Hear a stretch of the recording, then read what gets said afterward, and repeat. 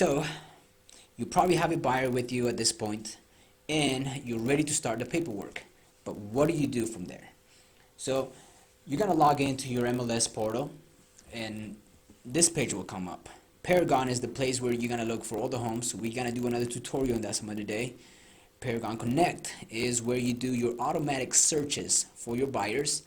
Transaction Desk is the place where we need to be today.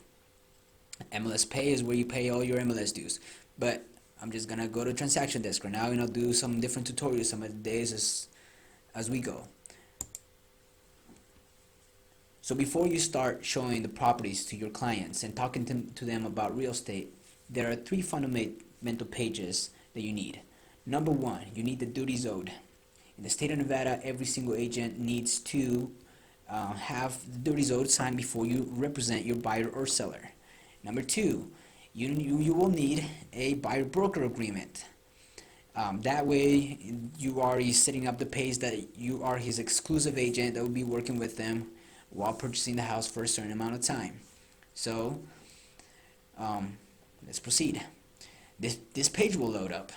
And to start a new file, there's multiple ways, but the way I do it, it makes it so much easier because it auto-populates. So you will learn this so many ways, and as you get more experience, you can try out different ways. But today I'm gonna show you the way that I do it. It makes my life so much easier. It auto-populates for everything that I do, so let's proceed. I go to that little house on the left side where it says transaction, and I give it a name. Now, in this case, you put it in a list, you can put it in a box, or whatever works best for you. Most of the time, it's always on a list for me. You press add a create a transaction. Now, if it wasn't for today, you know what? I'll give it John Smith. Our buyer's name is going to be John Smith. So John is our buyer today, and I'm going to create a file for John. That's the name I'm going to create. Select either selling agent. In this case, I am the selling agent, so I'm going to create that part. Press create. This part will move in. Contacts. After this part shows up, you got to go to contacts to add everybody in the sequence. So once you press selling agent, your broker automatically comes up and the agent automatically comes up. Now I have to edit my name on the agent part because my name always comes out wrong for some reason, so I have to put some extra work. But for most of you guys, this thing will be auto-populated and it will have your correct name, unless you have the same issue as mine where you have multiple names and you have to enter. But for 99% of the agents, I noticed that this thing comes out correct for all of them. So my ID is in there, license number's in there. See, my phone number is not correct. 276-2885. That's my phone number. And my cell phone, well, I give it the same one. 276-2885. Technology way, so at least that got that right. So you double check on here and make sure that everything's correct. And I suggest you to double check here because if you mess up here, all your papers will be messed up. So, but the best thing is, if you make a mistake here and you have all your papers ready, you can always come back and correct the names to contacts and in your right side, and you can come back here and it'll be easy to fix.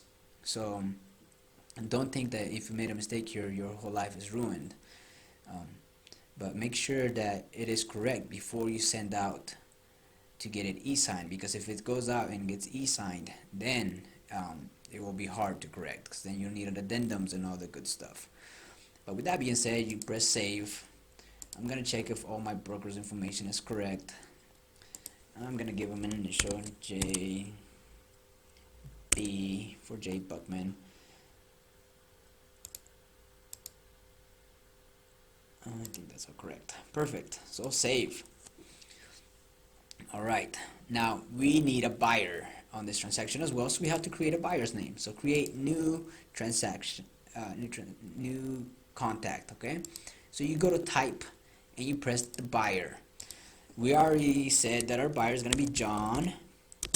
His last name is going to be Smith.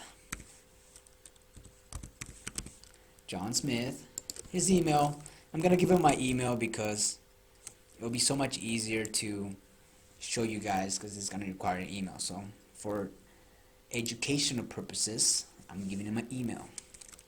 Legal name, John Smith.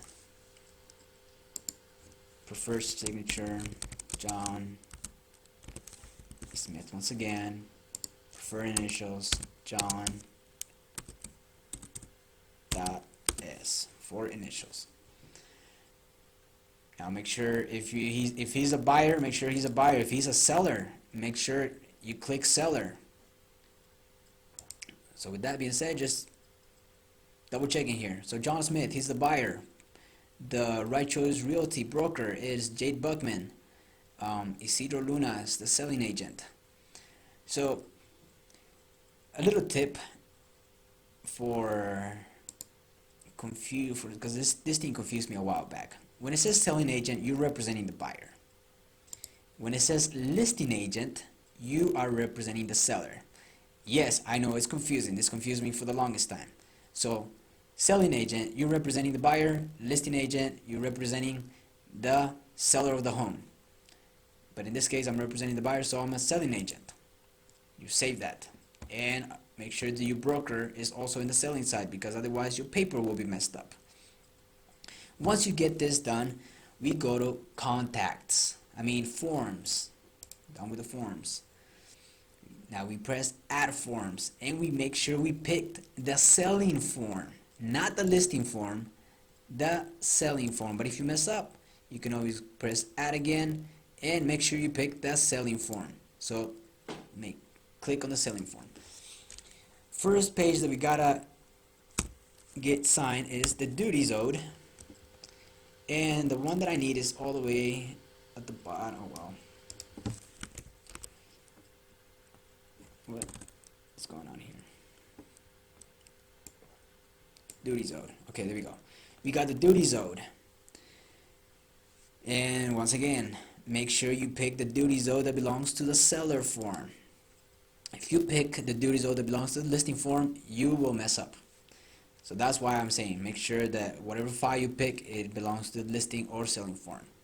So in this case, it's the second to last, and press add. Duties owed is right here. And perfect. The licensee name, in this case myself, Junior Isidro Luna, is the agent. License number S.171752. Our buyer's name is John Smith. Who is John Smith? He is our buyer. There we go. So you gotta click buyer. Are there any additional licensees involved in this transaction? No, we don't have any more licensees involved in this transaction, and 99% of the time it will be no, unless there's more than one agent. So if you're in a team and stuff, then you press yes, and you add all the people's names from the team. Alright, this bottom part, you have to get your buyer's initial, and if you're representing both sides. Now, a good scenario is, if I'm representing the buyer, I always have him sign no, just because it gives them, I'm his exclusive agent and I don't want to represent him both sides. Now, the occasions that I have them sign may is when I have a listing and it fits my buyer's needs, and everything that the house that I'm selling fits the needs of my buyer. Then I tell him, look, I have this listing available. If you want, I can represent both sides. But if you have them click may and you're representing both sides, you will need a consent to act form. So have that in mind. Don't forget your consent to act, stating that you'll be representing both sides and that there will be conflict of interest and all the good stuff. So read the consent to act form and make sure you explain what it says. But most of the time when I'm representing the buyer side, especially for brand new agents, they usually start with a lot of buyers, because here we have a lot of good leads that you will start with the buyer 99% of the time. So I tell them I'm not representing both sides, I'm just representing you, and I have his signatures here. But if you have a listing and it fits your buyer's criteria and it's the perfect home for them, you can ask them to represent both sides and you can click May. With that being said, that is how you fill up this page. And double check that it's the correct spelling of your name, that your license is correct, that your buyer's name is correct as well, that is clicked on the right part, buyer, not the seller, if you're representing either or. Make sure that the company's name is written correctly and that your broker's name is up there as well, and that there's a yes or a no on supplemental forms. Now, if your buyer is at the office and he's coming at the office, this is where you go and you print this form and you have him sign them in front of you. And you have them sign this paper in front of you. But if your buyer is not at the office and is someone that you need to represent right away and he wants to do everything online and he's used to all the e-signs, electronic signatures, then we go to e-signs here. But if your buyer's in the office, what you do is you press save. You press save as PDF, and you pick a file in your computer, and then you save it, or you print it out right away. So like I have this one here, I can just press save, and it will be saved on my computer, and I can print it out, or you can just print it out from here. Pick the printer that's available in your office, and then print it out. So perfect. Now let's go back.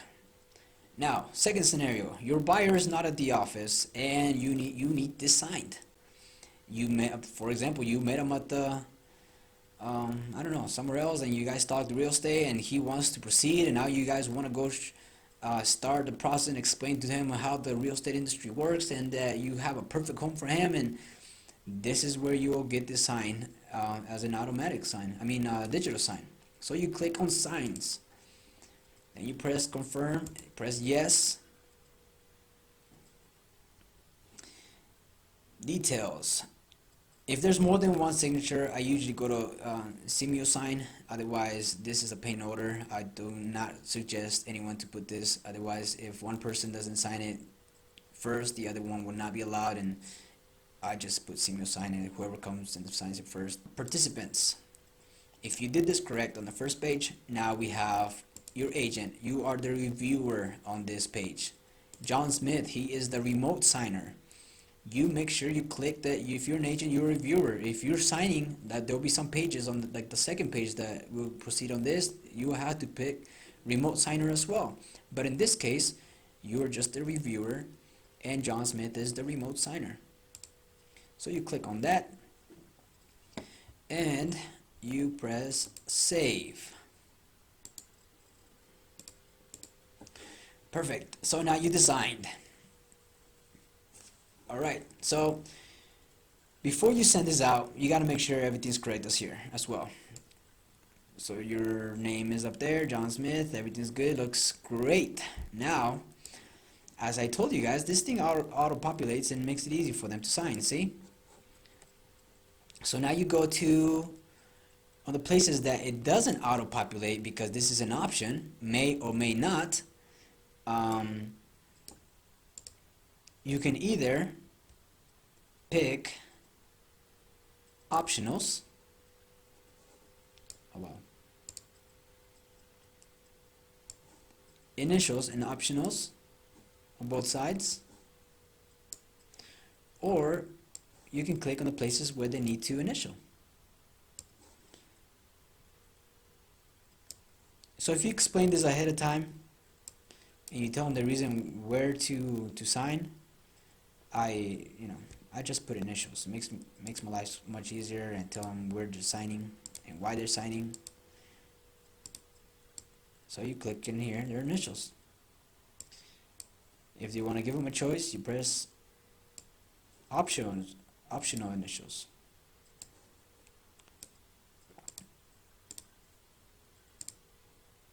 Anyway, since this is an idea of a general idea, and I told him, hey, I was going to represent only one of the persons, I just make sure that John Smith is clicking on no, may not. So once that is done, we go to next. We click the next button, and this will show up. Customize invitation emails. Customize invitation emails. You give them a title, and obviously you can write sentences here and all the stuff, but I usually just put duties owed on both sides, and I tell them make sure you sign in order. So I am the agent, the reviewer. You see the lunar11@gmail.com. John Smith is the buyer, but I give him my email so he knows that it's for example purposes. So we go save, and then you press send.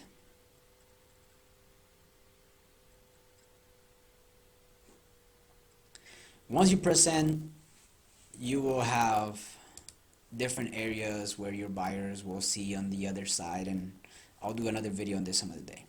But for today's purpose, that is how you send out an e-sign.